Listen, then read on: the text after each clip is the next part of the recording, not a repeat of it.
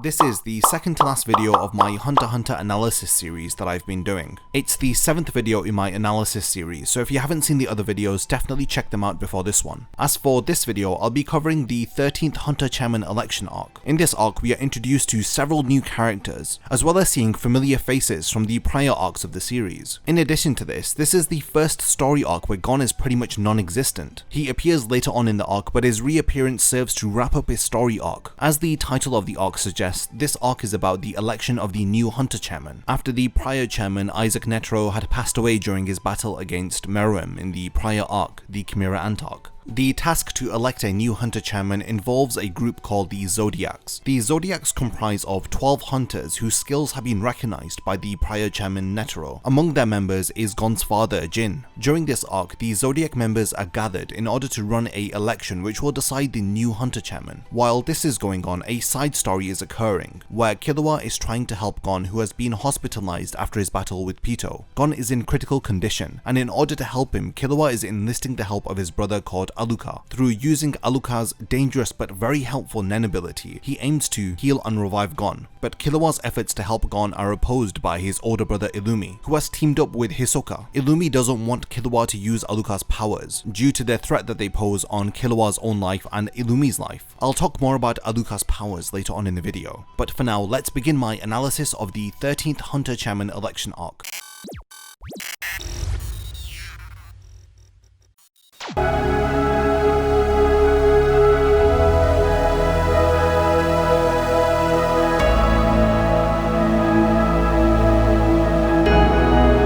The 13th Hunter Chairman election arc is the final arc that was adapted into the 2011 anime. It runs from chapters 319 to chapter 339. It spans a total of 20 chapters. This is the arc where we are finally introduced to GON's father, as well as understanding more about the dynamics of the Hunter Association. We also appreciate a lot of the legacy that Netero has left behind. The first is through his 12 chosen Zodiac hunters, the top 12 hunters that have been handpicked by Netero. The 12 Zodiac members have all gathered in order to discuss the elections for the next chairman. We had briefly heard mentions about the vice chairman in the prior arc, but in this arc we are formally introduced to him and get to understand a lot about his character. Pariston Hill is in all intensive purposes the villain of this arc. He plays an excellent role, which is further emphasized through the reactions of the characters which surround him. There are a few characters in this arc who don't totally buy into Pariston's character that he's portraying. He desires to be the next chairman, but he has ulterior motives. One of the twists that we learn about Pariston later on in the arc is that he and GON's father Jin share in a very similar desire. They both want to follow in the footsteps of Netero and continue on with his legacy, but we learn more about this later on. Another excellent antagonist within this arc is Illumi. We see him trying to sabotage Killua's efforts to heal GON, and he even enlists the help of Hisoka. Their pair-up is a nostalgic callback to the Hunter exam arc, where we had last seen these two characters properly interacting with each other. We learn a lot about Illumi's character and how his mindset works. In addition to this, we learn more about the Zodiac family through the introduction of a new member. Alluka is a central character within this arc. His powers are pretty much the only hope that GON has of recovering from his injuries. The severity of GON's injuries lead a few of the hunters to believe that he may not even recover, but from the very onset of this arc, even before Alluka's involvement, Jin believes that GON will make a recovery. When I was first experiencing this arc, I didn't expect Leorio's character to be brought back into the story so soon, but not only is he reintroduced here, but he leaves a very memorable impression not only on us the readers, but also on the other hunters within the Hunter Association. The impression that he leaves is so impactful that it results in his character becoming a likely candidate of election to become the next chairman. I say this in every arc analysis video that I have done up until this point. The story told within this arc is unlike any that we have seen up until this point. We have several events occurring at once. On one hand, we have the gathering of the strongest hunters in the world, who are deciding upon the next chairman of the Hunter Association, while on the other hand, Killua is trying to protect his brother while racing to the hospital in order to heal GON. He is being chased by not only his older brother, but by Hisoka also. After these events wrap up, we get a touching moment where GON finally gets to meet his father. This then eventually leads up to the wrapping up of GON's character arc, as he even parts ways with Killua. One of the things that I really enjoyed about this arc was that we saw the fallout from the Chimera Ant arc. After he recovers, we see GON who meets a reborn Kite. The Queen Chimera Ant had given birth to this reincarnation of Kite, at the same time as giving birth to the king. Kite is reborn as a red-haired girl, who just so happens to be the twin sister of Meruem.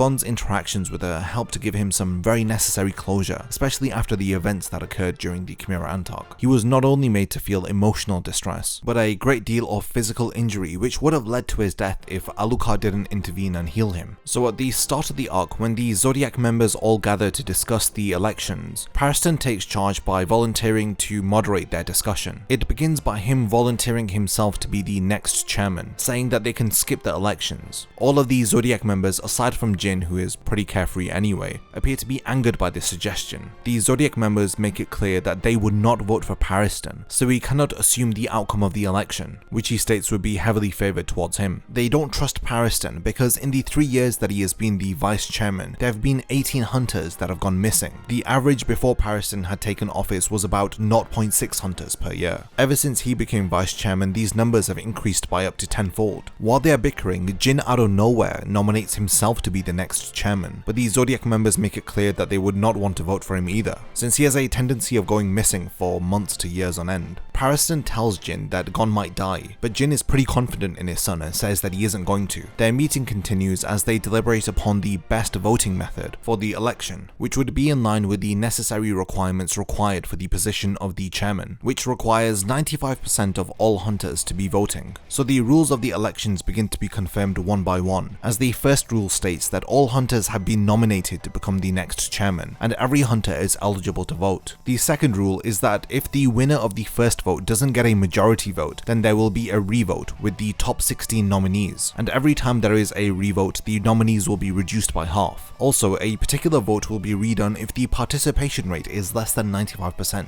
And lastly, it is mandatory that all hunters state their name. Nobody can anonymously vote, as those anonymous votes will be invalidated. These rules have been written by Jin, as he states that his decision to remove anonymity to the voting is because it would be more interesting to see who voted for who. The other Zodiac members are obviously angered by this rule, and they state that Jin only ever thinks about himself and how much fun he would have in a particular situation. With the 4 rules decided, the Zodiac members now have to decide upon the chairman of the election committee. In a flashback, we learn that Jin has no intentions of being the next chairman. He only wishes to follow on with Netero's legacy. He has no desire to actually become the chairman because it involves a lot of tiresome work. 661 hunters have been given a ballot paper. They are all tasked with returning the ballot paper to the Hunter Association headquarters. The deadline for voting is the 8th of August. In chapter 320, we see Hisoka has arrived to vote. He places his vote, but he states that he isn't really that interested in the outcome or even in voting in itself. He is only here because he wants to talk to Gon's father, Jin. While he is here, he is giving numerical values to the different Zodiac members that he is speaking to. He gives a 8.5, a 9.0, and a 7.7. Not only this, he starts to give numerical values to the other hunters around him, who appear to have abysmally low scores. But just as he is about to leave, he sees a 9.5, and it just so happens to be Illumi. The two characters become reacquainted, as Illumi fills Hisoka in on all of the events that occurred during the Chimera Ant arc. It appears that Hisoka has paid no attention to the world events because he has been so fixated upon exercising the Nen from Chrollo's heart. Illumi even teases us by saying that if he wasn't running after Chrollo, then he may have even had a chance to fight against the Chimera Ants. Illumi informs Hisoka that Gon and Killua were also partaking in the battle against the ants, and as a result, Gon is in a near-death state. Illumi also tells him about the whereabouts of Killua, as we learn that he has gone to speak to his father, Silver Zoldyck. What Killua is planning to do will lead not only to his death, but Gon's death also. We learn from Illumi that in the Zoldyck family, there is a brother that we have yet to see, and Illumi wants to get rid of him. The election results for the first vote have come in, and it appears that the voter turnout was 87.7%. There have been 48 invalid votes, so a revote is necessary in order to satisfy the requirements for the 13th chairman election. There were 33 absentees who didn't vote, of which are obviously Gon, Killua who has gone to see his father, and surprisingly Kurapika is among the absentees also. In chapter 321, Killua arrives at Kukuru Mountain. He enters through the testing gate of the Zoldyck residence, and this time he opens up to the 5th door. Previously he had opened up the 3rd door, highlighting the vast difference in his power from the beginning of the series to this point. It appears that he has returned to his family home in order to help Gon. He requests his father to allow him to see Alluka, as he needs his help.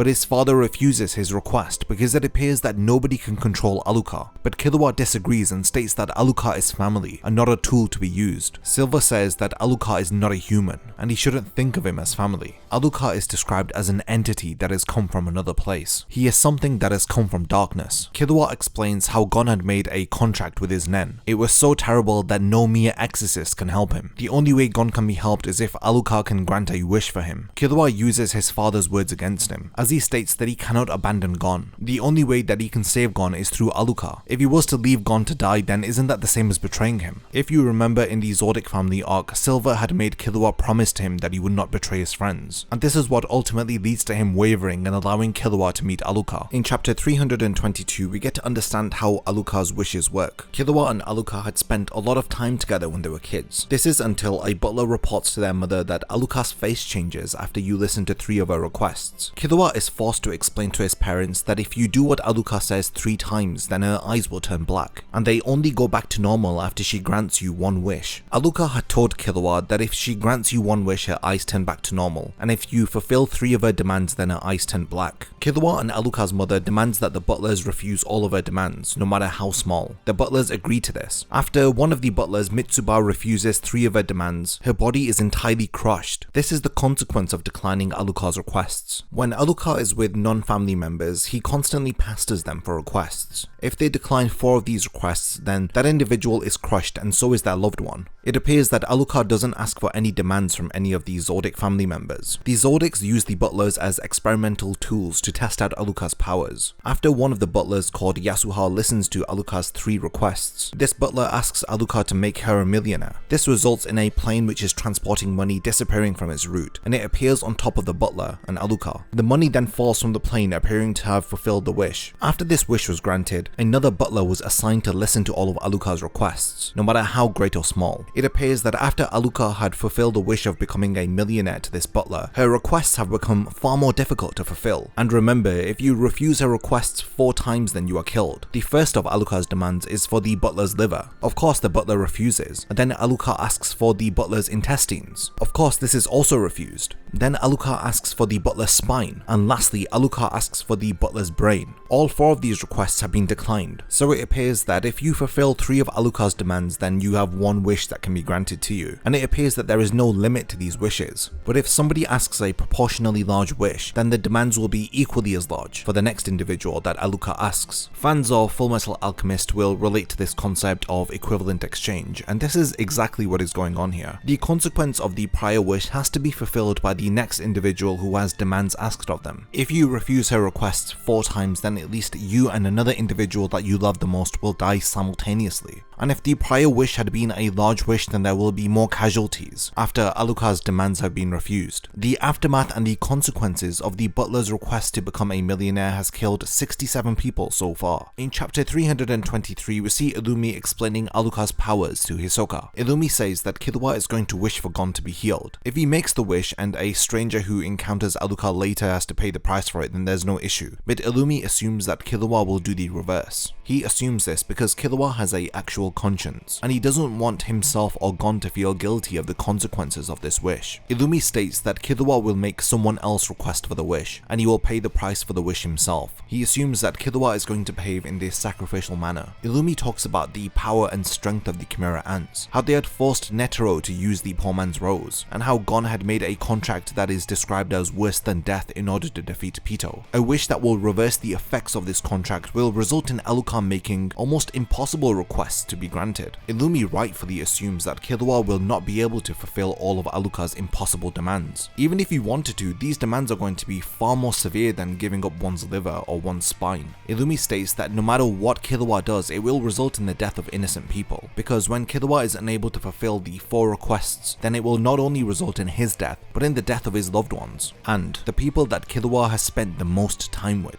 So ultimately, even if he saves Gon through Alluka's wish, it will still lead to Gon's death because he won't be able to fulfill the demands of Alluka. But Illumi isn't concerned about this. He is more concerned about his own death and the death of the Zodic family because of the consequences of Killua's actions here. And it is for this reason that he has to stop Killua. So after Hisoka and Illumi come to an agreement to work together to stop Killua, we get the results of the third round of the election, with Pariston and Cheadle both taking the top 2 spots. But they note that there are even more absentees in this round of voting than in the last. It is evident that Pariston is the type of character to accept and make suggestions that will put him at a disadvantage, but it appears that he enjoys overcoming these obstacles. Cheadle says that he is a lot like the former chairman Netero in this way. In this round of voting, there have been even more absentees than before, and this is probably because of the new rules that were set in place to avoid any individuals from making invalid votes. Pariston suggests that they gather all of the hunters and all of the Zodiac members make speeches to them, relaying to them how important these elections are, especially for the Hunter Association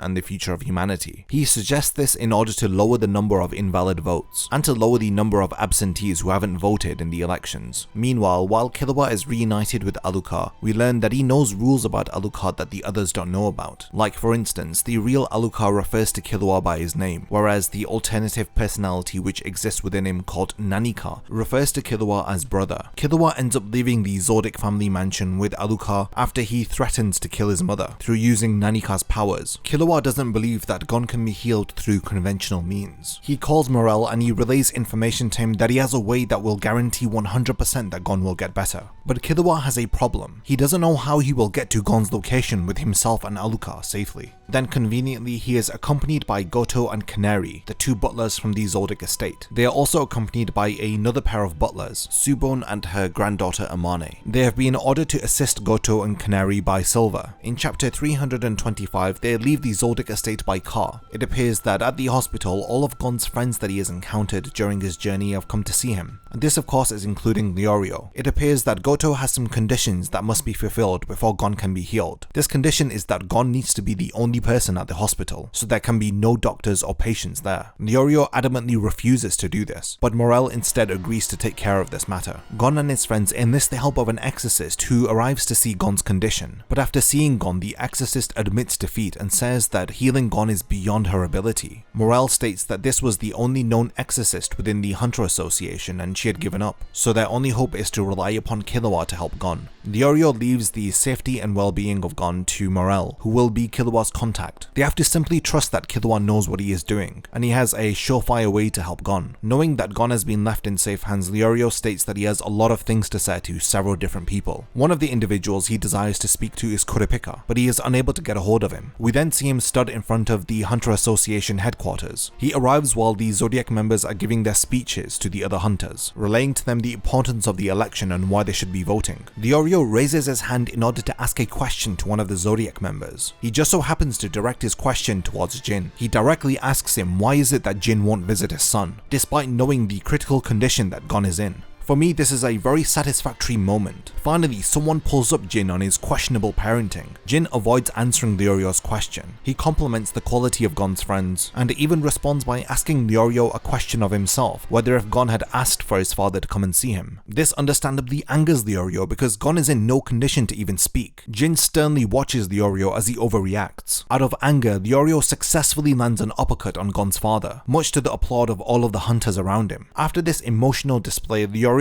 has won the hearts of many of the hunters who were present at this gathering. As a result, he has become one of the top 3 candidates for the 13th chairman election. The voter turnout was 97.1%, so a successful round of voting has finally occurred, with Leorio gaining 55 points, Cheadle gaining 57 points, and Pariston leading with 258 points. With Gon still in critical condition and the whittling down process for the elections just beginning, we turn our attention over to Killua, Alluka and the butlers, who must now avoid Illumi and Hisoka in order to arrive at the hospital safely. While traveling, Goto receives a call from Illumi. Here we get to understand more about what kind of relationship the different Zodic members have with Alluka. Silver is understandably concerned by Alluka's powers, because like I mentioned before, the way that Killua wants to use Alluka's abilities, it may result in the death of his family. Silver doesn't particularly hate Alluka, but he does desire to control him, and this is the reason why he had sent Subone and Amane to accompany Goto and Canary. They are his most trusted butlers, and he can trust them to gather more information about Alluka's abilities, while on the other hand we have Illumi and his intentions. It is evident that Illumi's plans are different to his father's. It is evident that he has no intention to control Alluka's powers, but instead it is more like he wants to kill Alluka, and the third party involved within the Zodic family desires to use Alluka's powers in order to heal GON. The different intentions and motives of the Zodic families have all intertwined around this one character, and this is where we see their differing opinions of Alluka play out. Illumi challenges Killua and he fearlessly takes him up on his offer. Now that he doesn't have his needle within his head controlling him, he isn't afraid of Illumi. He knows that Illumi and the others don't think of Alluka as family, and he refers to his family members as bullies. The cat and mouse game between Killua and Illumi begins. The car that they are traveling in is crashed into by a driver that Illumi is controlling. This results in their vehicle falling off of a cliff. While this is going on, we see Illumi and Hisoka watching from afar. The butlers scramble to protect Killua and Alluka. Illumi, who is watching the aftermath of the car crash, assumes that Killua is hiding rules from him, the rules which relate to Alluka's powers. He uses this as justification to get rid of Alluka as soon as possible. Illumi orders Hisoka to get rid of the butlers, and to separate Alluka from Killua if he is able to. What Hisoka asks Illumi here is the cause for a lot of conversation between Hunter x Hunter fans. Within the 2011 anime and in the Viz translated manga, Hisoka asks Illumi if he can kill Killua. A lot of fans like to speculate or assume that Hisoka's question has sexual undertones to it. I personally think that this is because of mistranslations from fans who have translated this line completely wrong. If you were to ask me, I don't think Hisoka has any sexual undertones in this moment, and you can't convince me otherwise. I think he is genuinely asking if he can kill Killua. As to the hand sign, it could mean anything. He might just be holding it in that position for whatever reason. Regardless of whatever Hisoka was referring to, the reaction of Illumi is startling. Out of protectiveness, Illumi breaks out of his composed state, and he threatens to kill Hisoka right here and right now. Illumi is very possessive over Killua, and this reaction is completely understandable. It wasn't because of Hisoka inferring something obscene, but rather because Illumi had been manipulating Killua, and he is incredibly possessive over his little brother. The Zodics want to shape and mold Killua into the future leader of the Zodic family. The controlling nature of their family is seen firsthand through how they feel about Alluka. Hisoka ends up calming down Illumi after stating that he was just joking. Illumi's reaction to Hisoka causes him to release his bloodlust. This allows Killua to pinpoint his location, which leads us to believe that Hisoka had purposefully asked him that question to rile him up in order to reveal his location to Killua. We learn that deep down Hisoka would prefer if GON was alive, since he likes the idea of having many powerful opponents to choose from. And as we know, GON and Killua are hyped to have incredible potential, and the prospect of fighting them at their full potential in the future is too enticing for Hisoka. So while he is helping Illumi, if possible, he would like it if GON is healed. The butlers reaffirm to Killua that they are not his enemies. Their duties are to protect Killua, but Killua sees them as enemies since they didn't include protecting Alluka as one of their duties. And this is because Silver and Zeno, who had ordered the butlers, don't care about Alluka's well-being. Killua uses his ability Godspeed to separate himself from the butlers. Meanwhile, Hisoka has arrived to confront the butlers. Subon is left to catch up to Killua. She is impressed by Killua's speed and notes that he will grow up to become an excellent assassin, even adding that before long Killua will even surpass Illumi. In chapter 327, Alluka asks Killua if she is a burden or a hindrance to the Zodic family. Alluka wonders if they would all get along if he wasn't around, but Killua casts aside Alluka's doubts and assures him that he is not a hindrance to the family. Killua states that he will always be there for Alluka. He advises Alluka not to worry about the opinions of their family. Meanwhile, Hisoka battles the butlers Goto, Canary, and Amane. He easily deals with Goto's coin toss ability thanks to his bungee gum. He ends up hurtling the coins back towards Goto. Goto blocks all of the coins, but is unaware that Hisoka is about to attack him from above. Hisoka proves to have no chill as he beheads Goto. The butlers try to catch up to Killua as he is using his lightning speed, which is making it almost impossible for them to keep up with him. Killua is headed to the nearest airport so that he can board one of the airships with Alluka. He successfully leaves with Alluka on an airship as he leaves behind not only the butlers but Illumi and Hisoka also. Illumi and Hisoka can't just go to the hospital where GON is, because all of their friends are at the hospital concerned about GON. On the airship, Killua explains the situation to Morel and how he is planning to use Alluka's abilities to return GON back to normal. Illumi ends up manipulating civilians through his Nen-infused needles. These individuals are called Needle People, and they have been assigned with the task to follow all of the blimps that Killua has used as diversions in order to locate Killua's whereabouts. But in response to this, Killua has asked Morel to enlist the help of hunters in order to track down the Needle People and to stop them. In chapter 329, we get the results of the 5th round of the chairman elections. Cheadle and Leorio have both dropped a position as the hunter Taradin has taken the 2nd spot. Illumi eventually learns about the whereabouts of Killua and what blimp he is on through finding a map. What is incredibly funny is that Hisoka is trying to help Illumi but sabotage sabotage his plans at the same time, as he had also found a map, but had planned to doctor it and send it to Illumi, before realizing that Illumi had found a map himself. It is really entertaining to have Hisoka involved in this arc, and it is really enjoyable to follow his character whenever he appears on screen, as he does lighten up the mood and add a lot of comedic value, and when he is not being funny, he is incredibly epic in battles. At the same time, the butlers Subo and Amane locate Killua's whereabouts, while Hisoka and Illumi are getting rid of the temporary hunters that were sent to take them down. The 6th round of voting is occurring. The 6th round of voting ends with the top 4 candidates not changing in position. Killua's blimp finally lands in a forested area. A car is already there waiting to transport Killua and Alluka to the hospital, but their plans are quickly foiled as needle people surround the car and Illumi appears from the darkness of the forest. Illumi cuts to the chase and asks Killua that he is hiding something about Alluka from him. We learn that Illumi was able to track down Killua's whereabouts thanks to his brother Miluki. Killua reveals a rule about Alluka that was not known to the Zoldycks. He tells Illumi that Nanika needs to touch a target in order to heal them. Every time Nanika has been asked to heal an individual,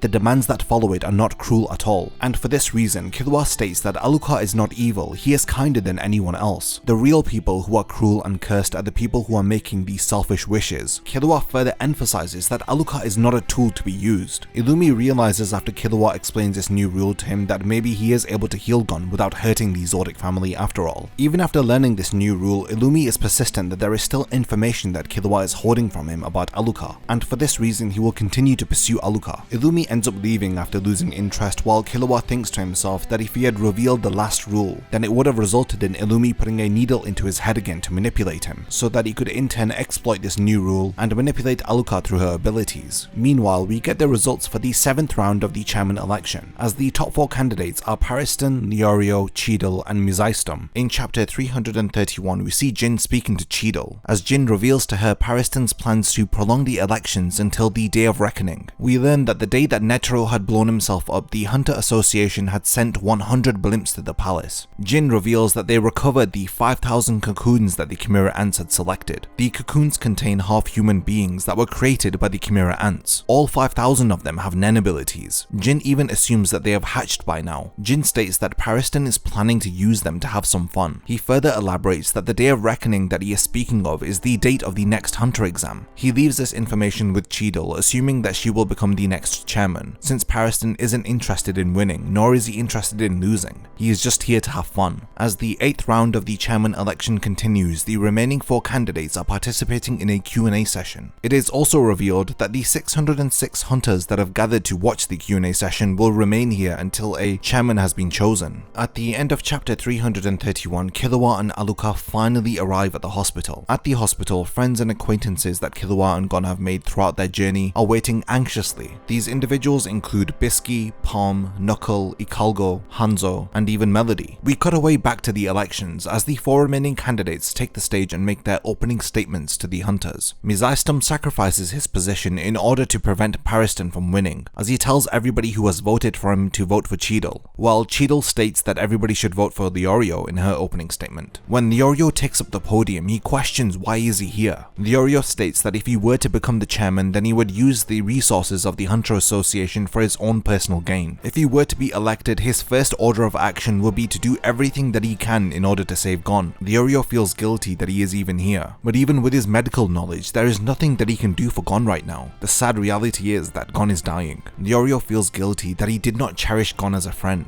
He was in medical school, but he was spending his time studying, drinking, and partying with girls. Meanwhile, GON was pushing himself to his limit, and he was fighting in order to protect and save others. GON had been making incredible progress since he had last met Leorio, but he didn't make it this far by forsaking or stepping on anyone else. GON is always fair and just and looks out for the well-being of the weak. Even if he knows the obstacle in front of him is far too difficult to overcome, he stubbornly persists until he finds a way to overcome the threat that is presented to him.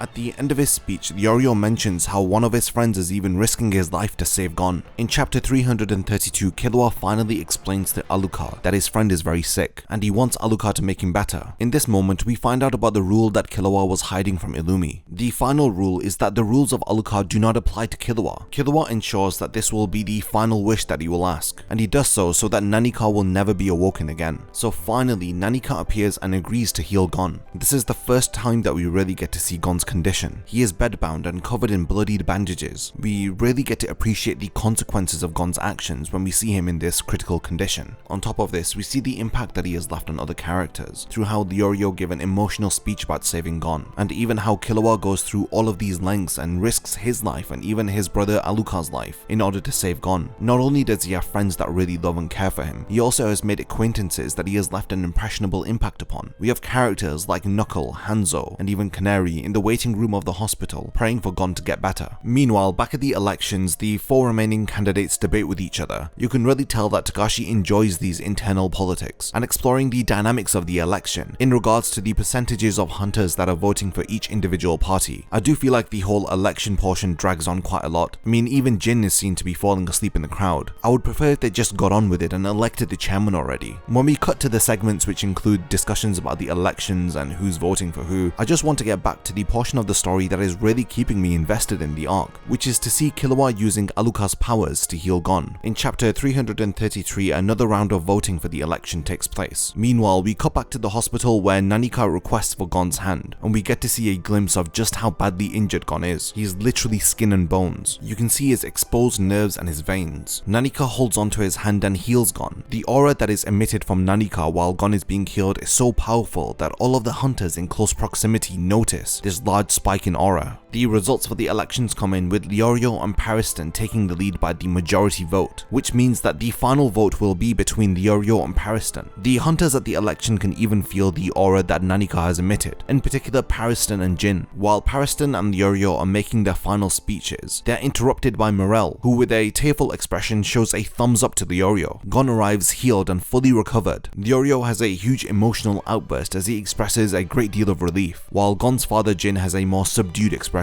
Pariston is also seen to be smiling since it appears that he has won the election, because the only reason that Leorio wanted to become a chairman was to heal Gon, but now that he is totally okay, he has no reason to really continue in the election. Not too long after, Gon spots his father in the crowd. Through his grumpy expression, you can see that he wasn't expecting to meet his son under these circumstances, but it is hilarious to see Jin being put in this uncomfortable situation. His dismissive attitude and his frankly bad parenting is criticized by the crowd, but before any of this happens, Gon apologizes to his father and says that it is his fault that Kite has now turned into a girl. Gon breaks down in front of his father, which catches him off guard completely. He doesn't know how to deal with this situation, and you can see him flustered and uncomfortable. And while this is going on, an entire crowd of hunters is watching the exchange occur between the two of them. Jin composes himself after Gon says that he should have been the one who should have died. He explains to Gon that Kite had asked for Gon and Killua to accompany him because he thought that it would have been an easy mission. He only asked for the two of them to escape once he had seen the circumstances had changed, and this is because he had underestimated the situation. If Kite had known an enemy like Pitou would have appeared, then he would not have asked for Killua and Gon to have accompanied him. Jin tries to make Gon feel better, as he says that it wasn't his fault. It was more so because of Kite underestimating the situation that all of the events unfolded like how they did. Jin tells him that the only thing that he should feel responsible for is the fact that he was weak, and he should correct this mistake and never allow it to happen again. On top of this, he tells him not to apologize to him, but he should apologize to Kite. If Kite indeed has survived, then it is imperative that Gon goes to speak to him. It's strange to see Jin give some solid advice to his son, a father who was never really around and had been ducking and diving from his son throughout the entirety of this series, and we only get brief mentions and glimpses of him. This exchange between the two of them we have been waiting for over 300 chapters, and it feels surreal to see the two of them speak to each other. When Gon decides to leave in order to speak to Kite, he asks his father if they can continue to talk more later, but Jin turns back to being awkward and says it's kind of difficult to because he's busy, which leads to the audience of hunters who are observing this exchange erupting out of anger, and they're frankly saying what we are thinking, referring to Jin as heartless. And it is funny because someone even asks Leorio to punch Jin again. All of this criticism eventually leads to Jin agreeing to see Gon when he comes back after apologizing to Kite. As for the elections, both Gon and Leorio vote for Pariston as Leorio pulls out from the elections. The final round of voting occurs with Pariston winning with 458 votes and Leorio in second place losing with 157 votes. We had known from the very beginning that Pariston had no intention of being the chairman. He had just wanted to prolong the procedure and to make it more tedious and difficult for the others. His first act as a chairman is to appoint Cheadle as his vice chairman, and then immediately after he states that he's going to resign, which automatically results results in Chido becoming the next chairman by default. Nobody, including any of the Zodiac members, had expected Pariston to do this. Chido is understandably angry at Pariston, but he tells her that he didn't agree to become the vice chairman to Netero because he wanted to work his way up to become the next chairman. He had only accepted the position in order to toy with Chairman Netero. It was like Netero had welcomed all of Pariston's actions, and had even found some joy in overcoming some of the obstacles that he had put in place. Pariston shows some emotion here as he is upset at the death of Netero, that he wasn't able to toy around with him more. As his final request, he asks Chido to amend the bylaws and to amend the Hunter exam, and he promises Chido that if the Hunter Association becomes boring, that he will return, and he will make things really difficult for her next time round. Before Gon leaves to see Kite, Jin remembers something that he had forgotten to tell him. He reveals that he was the one who had taught Kite everything that he knows about Nen. He says that his Crazy Thoughts ability has a number that only comes up when Kite really doesn't want to die. So if indeed Kite is alive, then this is probably the reason why. Jin tells Gon to not feel bad because he wasn't trying to sacrifice himself for him. Through these encouraging words, he tells Gon to apologize properly to Kite, and to not worry about the thought of Kite having to sacrifice himself, because this wasn't the case. Meanwhile, back at the hospital, Killua and Alluka are approached by Illumi, who is now even more fascinated with Alluka's powers after he had witnessed Alluka heal Gon. Illumi tries to convince Killua that he is the only one who can efficiently use Nanika's abilities, and if he doesn't intervene, then Alluka will remain locked away in his room forever. He offers to manage the two of them so that they won't lose their freedoms, but Killua disagrees and says that he will be the one to protect Alluka. Killua then summons Nanika and orders him to teleport Illumi back to their home. At the end of chapter 336, Killua tells Nanika that he can't come out anymore. He does this so that Alluka can be free, but he only ends up upsetting Nanika. When Alluka wakes up, he forces Killua to apologize to Nanika. Alluka will only accept Killua's protection if he promises to protect Nanika too. He ends up apologizing and admits that he was wrong for trying to push away Nanika, and he explains the reason why he had done this. He had been afraid of Illumi for so long. He grew to hate having to listen to whatever Illumi had to say. Killua is afraid of Illumi trying to do the same to Alluka, forcing Alluka to do things against his will. Out of fear, he reacted and tried to suppress Nanika. He apologizes to Nanika and promises to protect the two of them. In return, he requests Nanika not to grant other people's wishes anymore, because from now on, Killua will be there to praise Alluka whenever he wants. In chapter 337, we frankly get one of the worst drawn chapters that I have ever read of Hunter x Hunter. It is disappointing because this chapter features a very insightful speech by Koala. He discusses the meaning of life and feeling repentance for his sins, and it's fitting to have this conversation about life with Kite, who has been reincarnated. At the end of Koala's speech, he tries to run away from his problems again, but Kite tells him to stay with her. In his past life, Koala was a hitman who had killed countless people, but now that he has also been reincarnated, he has a chance to right the wrongs that he has done. He can live a new life, a life that he believes to be just. Through this exchange, we see that Kite's character hasn't changed at all. It's just obviously the appearance is strikingly different. It is a very meaningful discussion that the two of them have, and it is very dialogue heavy, but it's just a shame that Togashi didn't redraw this chapter, which he usually does whenever a manga volume is going to be compiled. A meaningful discussion about life, death, and the existence of the soul occurs here. And not to mention, within this chapter we get the reunion between Kite and Gon. Gon finally gets closure after feeling so guilty about Kite's death. He arrives to speak to Kite and apologizes immediately. The apology is for leaving Kite behind to fight Pitou alone. He takes responsibility and says that he was too weak, but next time he will stand by Kite. Kite comments on the crazy feats that Gon had accomplished in order to defeat Pitou. At the end of the day, Gon had defeated an enemy that was too much for Kite to handle, but Gon admits that if he hadn't had the help of Killua and the others, then he wouldn't be here to speak to Kite. He hadn't accomplished this feat alone. Both Gon and Kite agree that without the help of others, neither of them would have survived, and they are only here speaking to each other thanks to their efforts. After apologizing to Kite, she tells Gon to go back to see his father. She tells Gon that if she ever needs his help, then he will call upon him. So at the end of chapter 337, Gon returns to the Hunter Association to see that his father will be waiting for him at the top of the World Tree. And this is where the end to Gon's journey as a character begins to be solidified, as he finally gets to accomplish his goal of meeting his father and to properly speak to him. Along with Killua and Alluka, Gon arrives at the World Tree, which is 1,784 meters tall. It is taller than any man-made structure. It is said that only 30 people a year are able to climb to the top of the tree. In chapter 338, Gon finally bids farewell to Killua as they both part their ways. Before they part ways, Killua reveals Nanika to Gon and explains to him how he was healed. Killua explains to Gon that it is his duty to protect both Alluka and Nanika. Killua feels thankful to Gon that because of him he is able to now protect his brother. You can see that their farewell is bittersweet as Gon doesn't want to go. Killua says that he is going to go traveling with Alluka, while Gon agrees to do some some traveling of his own. Before leaving, they do confirm to each other that they are still part of a team no matter what happens. With somber expressions, they finally part ways. This is definitely one of my favorite moments of Hunter x Hunter, as we get to see the two boys mature up and part their separate ways. It is difficult to let go of something that you rely upon, but these two characters show an enormous amount of growth here. Since their friendship had reached its natural conclusion at the end of the Chimera Ant arc, the two boys now have to part ways to grow as individual characters. I'm sure that this isn't the last time that we'll see the two of them together, but they no longer have anything to gain from each other. If anything, if they remain to stay together, then it will only hold them back. And this is a tough part of growing up that everybody has to come to realize. After school ends, everybody goes their separate ways, and I love how these bittersweet farewells that we experience in our real world are implemented in this manga. When Gon reaches the top of the world tree, he is greeted by his father. When they finally get to speak to each other, the first question that Gon asks him is, what is it that he wants? Jin tells him that he wants whatever he doesn't have. He had wanted to become a hunter because it was the most realistic way to get to any place that he had wanted to go to. We learned that when Jin was 15, he had set up a non-profit organization to repair and research an archaeological site. Jin is the type of character to go after whatever he wants, and he doesn't do so for financial or monetary gain. Jin values the bonds and the relationships that he forms with people along the way. That is the best part for him. It is not to accomplish a task, but it is the people that accompany him and help him along the way of his journey. Quite similar to Gon and his relationships with Kurapika, Leorio, and Killua. Gon then asks him what is it that Jin wants now. Jin explains this through describing the tree that they are sat on. He says that the growth of this tree was stunted, and this is because it doesn't get enough nutrients, and this resulted in the tree being much smaller and shorter than what it should have been. Jin reveals to Gon and to us that the real world tree grows out of a mountain. The roots of the tree suck in magma, and it is so tall that it reaches out of the atmosphere, but Jin explains that this tree exists outside of this world. He teases aspects of the story which will be discussed heavily in the next arc of the series. Jin explains that the Chimera Ants had come from the outside world too. Of course, he is talking about the Pandora's box that is the Dark Continent. It is a much bigger world. Jin describes that there were some people long ago who had left records of their travels to the Dark Continent. After briefly describing the Dark Continent, he tells Gon that what he wants is always the same, and that is something that he doesn't have. We learn that Jin desires to explore the Dark Continent, but there are 4 things that are preventing him from starting his journey. First is permission to explore the Dark Continent.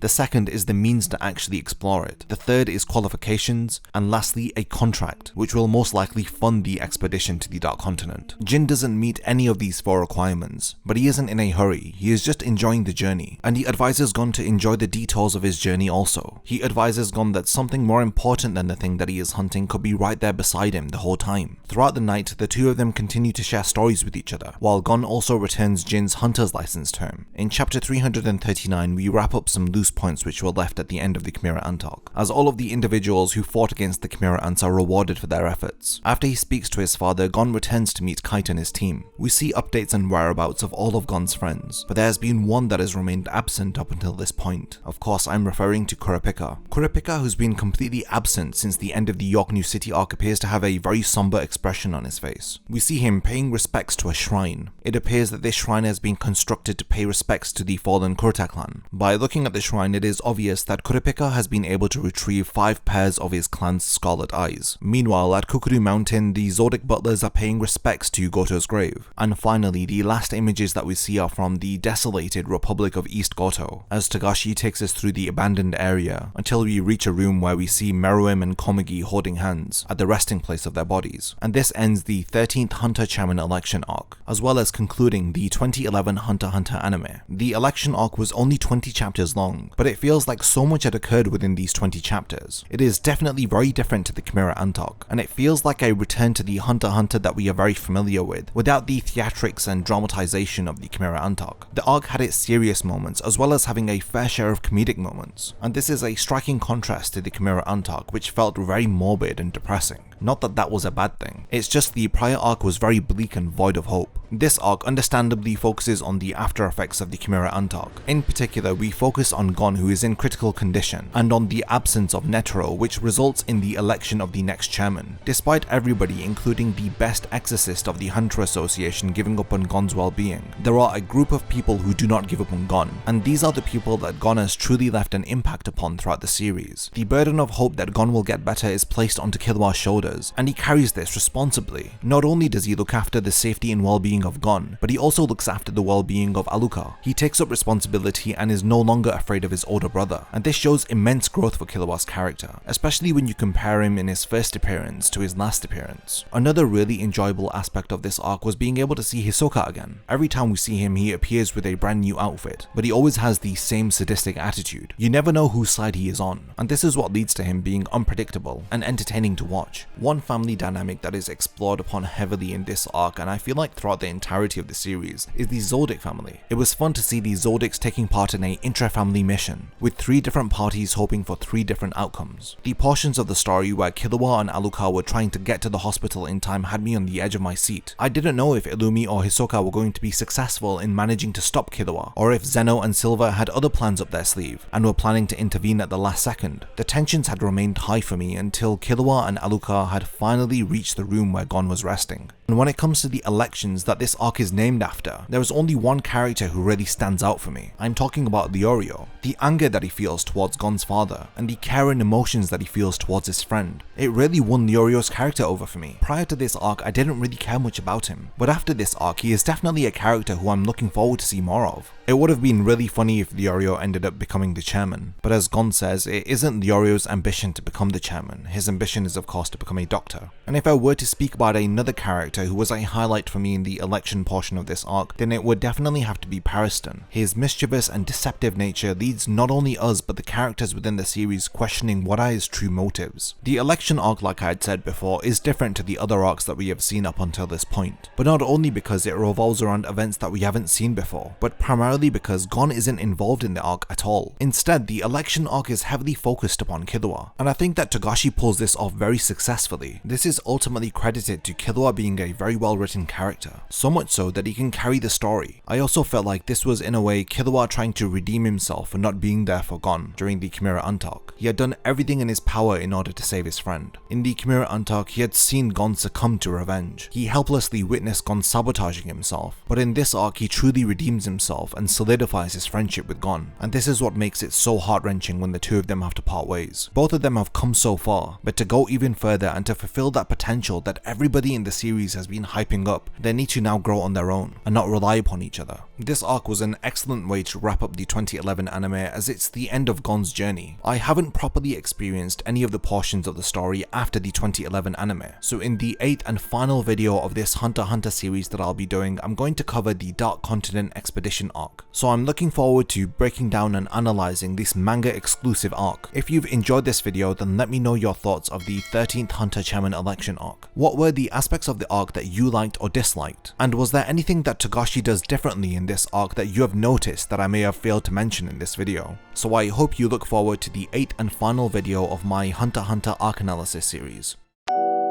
If you enjoyed this video and would like to see more like it, then please consider supporting my channel on Patreon. I have multiple tiers with rewards including access to an exclusive Discord server, video scripts, as well as being the first to know about unreleased upcoming videos. Thank you for your time, and whatever you choose to contribute I will appreciate, and it will mean a lot to me.